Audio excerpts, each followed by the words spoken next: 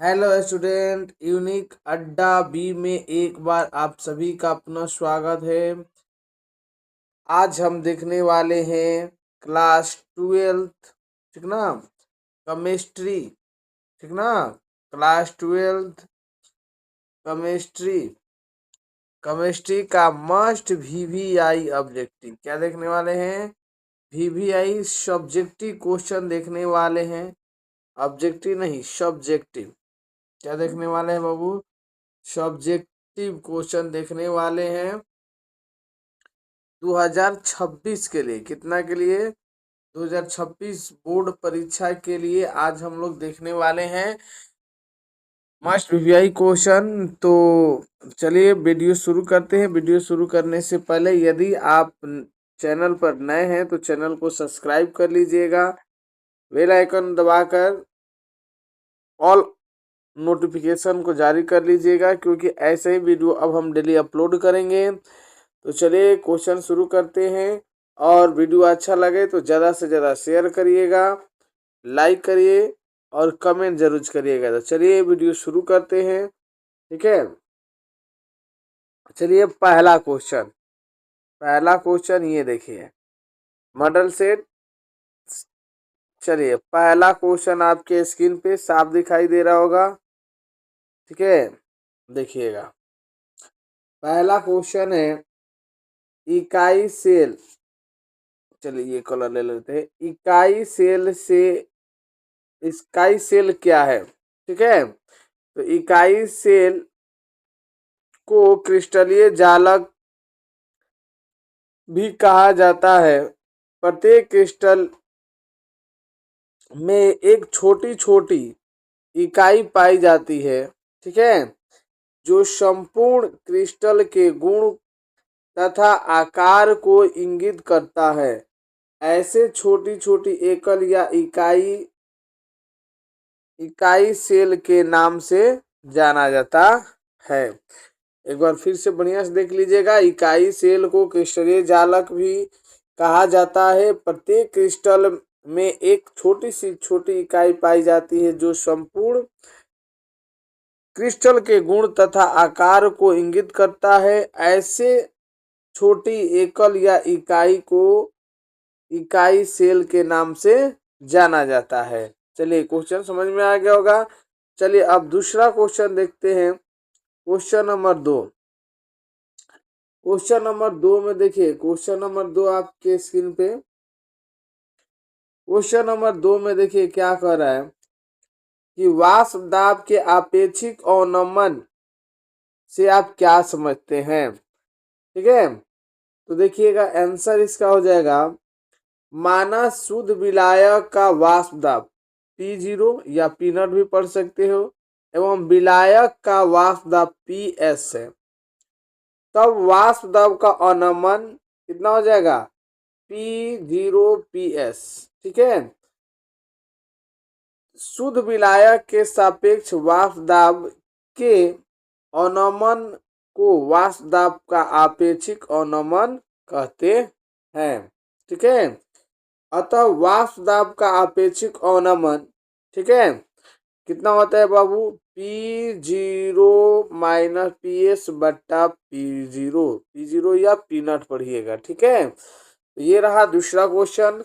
चलिए अब तीसरा क्वेश्चन देखते हैं। क्वेश्चन नंबर 3 देखिएगा। क्वेश्चन नंबर 3 में आपका ये रहा, ठीक है। देखिए क्वेश्चन नंबर 3 में है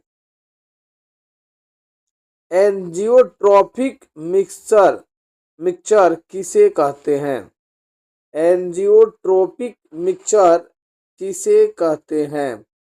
तो इसका सही आंसर होगा दो द्रवों का वह मिश्रण जो एक शुद्ध द्रव के, ठीक है, जो एक शुद्ध द्रव के तरह एक निश्चित ताप पर वायल होता है तथा जिसके सॉल्यूशन बेस तथा वाइपर फेज के कंपोजिशन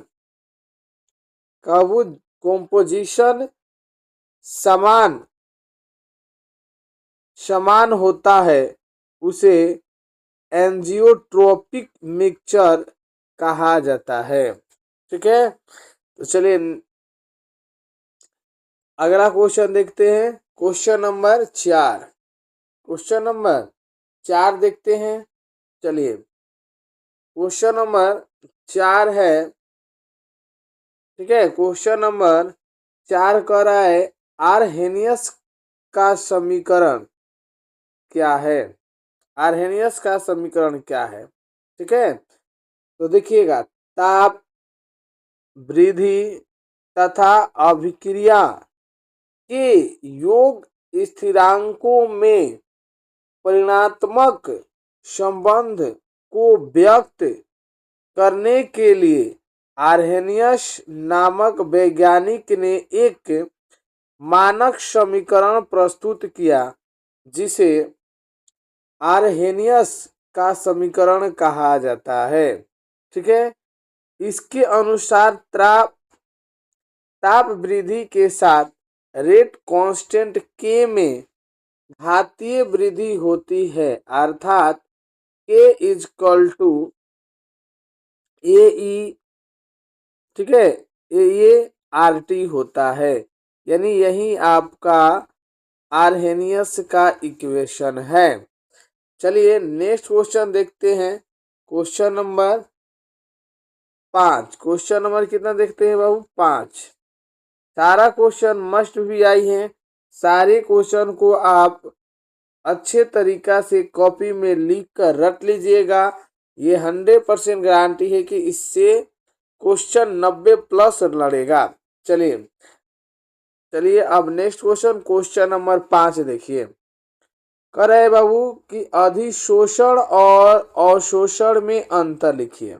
ठीक है, अधिशोषण और अवशोषण में अंतर लिखना है। तो चलिए देखते हैं। एक तरफ 2 पार्ट में इसको बांट लिया जाता है। इसे अंतर लिखने के लिए आपको अधिशोषण लिख लीजिए इधर, अवशोषण एक तरफ लिख लेते हैं। अधिशोषण के देखिए, ये एक स्नेही घटना है, ठीक ना। यह एक क्या है, सतही घटना है, स्नेही नहीं बाबू, सतही घटना है जो केवल अधिशोषण के सतह पर होता है। जो केवल अधिशोषक के सतह पर होता है। चलिए अवशोषण में देखेंगे, यह एक स्थूल घटना है जो संपूर्ण अवशोषक में एक समान होती है। ठीक है, पहला अंतर याद हो गया। अधिशोषण में अधिशोष्य की सांद्रता सतह पर स्थूल से भिन्न होती है। ठीक है, उसके बाद अवशोषण में अधिशोष्य की सांद्रता सभी जगह एक समान होती है। 2 अंतर हो गया।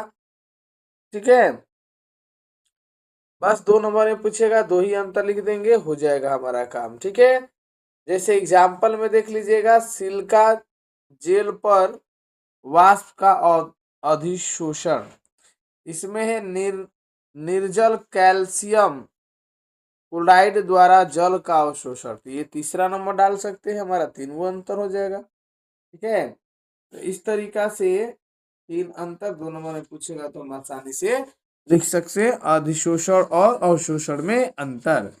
चलिए नेक्स्ट क्वेश्चन नंबर देखते हैं 6। चलिए क्वेश्चन नंबर 6 ये रहा। ठीक है, कह रहा है क्वेश्चन नंबर 6 कह रहा है कि समांग उत्प्रेरक क्या है, उदाहरण दे। समांग उत्प्रेरक, ठीक है, यदि क्रिया कारक, क्रियाफल एवं उत्प्रेरक की प्रअवस्था समान हो तो वह समांगी उत्प्रेरण कहलाती है, तथा उत्प्रेरक समांग उत्प्रेरक कहलाते हैं। याद हो गया। चलिए question number 6 complete. Question number 7 देखते हैं। क्वेश्चन नंबर 7 देखिएगा। वीडियो अच्छा लगे तो ज्यादा से ज्यादा शेयर करिएगा। ठीक है, चलिए दूसरा है डायलिसिस यानी हिंदी में अपोहन, इंग्लिश में डायलिसिस किसे कहते हैं? सारा क्वेश्चन मस्ट वीवीआई है, इस सारे को लिखकर कॉपी में रटिए। चलिए, तो आंसर हो जाएगा 7 का कोलाइड कोलाइड सॉल में उपस्थित विलय अशुद्धियों को उपयुक्त झिल्ली की सहायता से विसरण प्रक्रिया द्वारा निष्कासित करते निष्कासित करने, लिखिएगा यहाँ पे, करने की विधि को अपोहन कहते हैं। यानी सॉलिड सॉल में उपस्थित विलेय अशुद्धियों को उपयुक्त झिल्ली की सहायता से विसरण प्रक्रिया द्वारा निष्कासित करने की विधि को अपोहन कहा जाता है। क्या कहा जाता है बाबू? अपोहन कहा जाता है। चलिए नेक्स्ट क्वेश्चन, क्वेश्चन नंबर 8 देखेंगे। क्वेश्चन नंबर 8 देखेंगे, उल्टा प्रासरण क्या है? उल्टा प्रासरण क्या है? आंसर हमारा हो जाएगा, यदि विलयन पर प्रासरण दाब से अधिक दाब लगाया जाता है, क्या जाता है बाबू? लगाया जाता है तो प्रासरण की दिशा बदल जाती है। यह क्रिया उल्टा प्रासरण कहलाती है। यदि विलयन पर प्रासरण दाब से अधिक दाब लगाया जाता है तो प्रासरण की दिशा बदल जाती है। यह प्रक्रिया उल्टा प्रासरण कहलाता है। ठीक है, उल्टा प्रासरण कहलाता है। उल्टा प्रासरण का उपयोग हम समुद्री जल की लवणीकरण करने में किया जाता है, अर्थात लवण युक्त जल को पीने योग्य बनाने के लिए उल्टा प्रासरण का उपयोग किया जाता है। समझ में आया बाबू? चलिए नेक्स्ट क्वेश्चन है, क्वेश्चन नंबर 9 देखते हैं। क्वेश्चन नंबर 9, आइए, ये रहा आपका क्वेश्चन नंबर 9। ठीक है, क्वेश्चन नंबर 9 में कह रहा है, एल्युमिनियम के 2 अयस्कों का नाम एवं रासायनिक सूत्र लिखें। बहुत मस्त है क्वेश्चन। एल्युमिनियम के 2 अयस्कों के नाम और उसके सूत्र लिखना है। आंसर हो जाएगा, एल्युमिनियम के 2 अयस्क के नाम निम्न है। पहला क्या होता है बाबू? पहला हो गया बॉक्साइड, जिसका सूत्र क्या होता है? Al2O3 इंटू 2H2O, सूत्र हो गया। उसके बाद दूसरा बॉक्साइड है क्रायोलाइट। दूसरा बॉक्साइड क्या है बाबू? क्रायोलाइट, जिसका सूत्र होता है Na3Al(F6) हो गया। ठीक है, Na3Al(F6) हो गया। तो इस तरीका से 9 कंप्लीट। क्वेश्चन नंबर 10 देखिए, क्वेश्चन नंबर 10। क्वेश्चन नंबर 10 में देखिएगा, ये थोड़ा सा न्यूमेरिकल टाइप का क्वेश्चन है। क्वेश्चन नंबर 10 दिखाई दे रहा होगा कि और बड़ा कर दे, दिखाई दे रहा है स्पष्ट? चलिए क्वेश्चन नंबर 10 में देखते हैं, निम्नलिखित का इलेक्ट्रॉनिक विन्यास लिखें। ठीक है, तो निम्नलिखित का इलेक्ट्रॉनिक विन्यास लिखना है। जैसे दे दिया है क्रिप्टॉन और जिंक, क्रोमियम होगा ना, सीआर से, क्रिप्टॉन नहीं, क्रोमियम और जिंक। तो इसको देख लीजिएगा, स्क्रीन शॉट कर लीजिएगा और बढ़िया से 1-2 बार इसको प्रैक्टिस कर लीजिएगा। ठीक है, इलेक्ट्रॉनिक विन्यास। तो क्वेश्चन नंबर 10 आप लोग बढ़िया से देख के एक बार स्क्रीन शॉट करके 2-3 बार लिख लीजिएगा, हो जाएगा। चलिए next question, question number 11। Question number 11 भी देखिए संरचना सूत्र से ही है। क्वेश्चन नंबर कह रहा है, ईडीटीए का संरचना सूत्र लिखना है। ठीक है, तो स्ट्रक्चर ऑफ ईडीटीए। ठीक है, तो देख लीजिए, इसका भी आप लोग स्क्रीन शॉट ले लीजिएगा। 1 मिनट थोड़ा सा इसको रख कर देते हैं। देखिए, आइए, इसका भी आप लोग स्क्रीन शॉट लेके प्रैक्टिस कर लीजिएगा। देखिए, ये रहा आपका ईडीटीए का संरचना सूत्र, ये है, इसका स्क्रीनशॉट ले लीजिएगा। चलिए क्वेश्चन नंबर 11 हो गया। क्वेश्चन नंबर अब हम आते हैं 12 पे। क्वेश्चन नंबर कितना पे आते हैं बाबू? 12 पे। चलिए क्वेश्चन नंबर 12, क्वेश्चन नंबर 12 पे आ जाते हैं।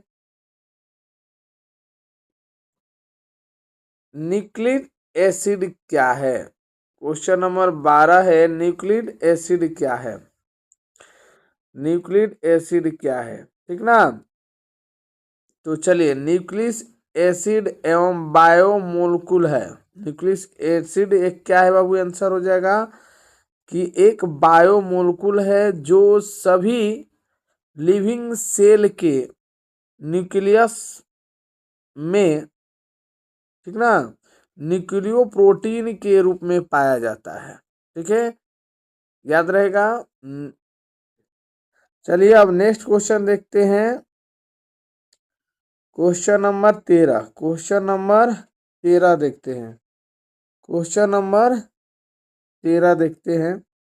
चलिए क्वेश्चन नंबर 13, चलिए ये रहा आपके सामने क्वेश्चन नंबर 13। चलिए क्वेश्चन नंबर 13, ठीक है, कह रहा है कि विलोपन अभिक्रिया क्या है? विलोपन अभिक्रिया क्या है? तो वैसी रासायनिक अभिक्रिया जिसमें, ठीक है, जिसमें ऑर्गेनिक कंपाउंड के संतृप्त भाग में परमाणु या समूह का विलोपन होता है तथा संतृप्त भाग असंतृप्त भाग में परिवर्तित हो जाता है, उसे क्या कहते हैं? विलोपन अभिक्रिया कहते हैं। एग्जाम्पल आपके सामने है, लिख लीजिएगा। ठीक है, चलिए ये हो गया विलोपन अभिक्रिया। क्वेश्चन नंबर 14 देखते हैं।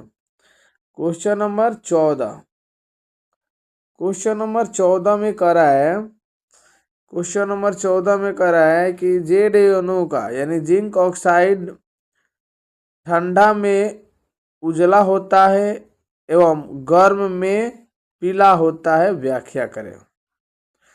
ZnO जिंक ऑक्साइड ठंडा में क्या होता है? उजला और गर्म में पीला होता है, इसकी व्याख्या करना है। चलिए इसको देखते हैं। ZnO कमरे के ताप पर सफेद होता है। जिंक ऑक्साइड कमरे के ताप पर क्या होता है बाबू? सफेद होता है। इसे गर्म करने पर यह ऑक्सीजन मुक्त करता है, ऑक्सीजन मुक्त करता है, जिससे क्रिस्टल में जिंक आयनों की संख्या बढ़ जाती है। इस प्रकार धातु अधिकय दोष के कारण पीला हो जाता है। हो गया। अब चलिए क्वेश्चन नंबर 15, 14 का आंसर हो गया। अब चलिए क्वेश्चन नंबर 15, ये देखिए बार बार पूछता है ये क्वेश्चन। SO4 की आकृति कैसी होती है? ठीक ना। तो स्ट्रक्चर ऑफ SO4 देख लीजिए, ये आकृति और स्ट्रक्चर है, इसको याद कर लीजिएगा, लिख लीजिएगा। ठीक है, तो चलिए क्वेश्चन नंबर 15 हो गया। क्वेश्चन नंबर 15 के बाद क्वेश्चन नंबर 16 को देखते हैं। क्वेश्चन नंबर 16, क्वेश्चन नंबर 16, चलिए क्वेश्चन नंबर 16 में आ जाते हैं। देखिए ये भी संरचना सूत्र पे है। देखिए कह रहा है क्वेश्चन नंबर 16, निम्नलिखित की संरचना सूत्र लिखें। ये लगातार संरचना सूत्र का क्वेश्चन है। टार्टरिक एसिड है जिसकी संरचना सूत्र ये देखिए यहाँ सामने है, देख के याद कर लीजिएगा। डायरेक्ट पूछता है, 5 नंबर नहीं पूछ सकता, ये तीनों दे देगा संरचना सूत्र, 5 नंबर यह हो जाएगा। तो इसको हल्का मत लीजिए, बढ़िया से लिखिएगा। देखिए ये हम थोड़ा थोड़ा स्किप कर दे रहे हैं और आप लोग आंसर स्क्रीनशॉट कर लीजिएगा इसका। देखिए